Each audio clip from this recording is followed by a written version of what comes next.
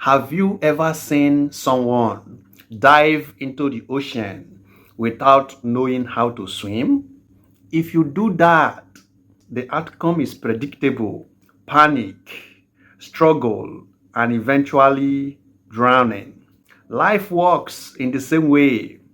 Many of us are quick to jump into opportunities, into commitments, into decisions without preparing, without reflecting, without even asking, can I swim? But the ocean is not your enemy, it's your opportunity.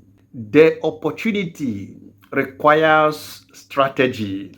Before you take it, pause, think, reflect. Ask yourself, what do I need to survive here? What do I need to keep me going? Because success is really about speed, it's about preparation. The greatest gift you have is the capacity to think, even if you don't always use it. It's there waiting to serve you. Just three things: reflection is power, planning is wisdom, action is necessary, but only when guided by thought.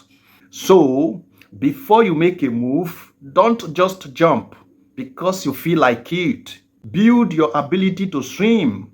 Prepare your mind, because when thought leads the way, even the deepest ocean becomes a pathway.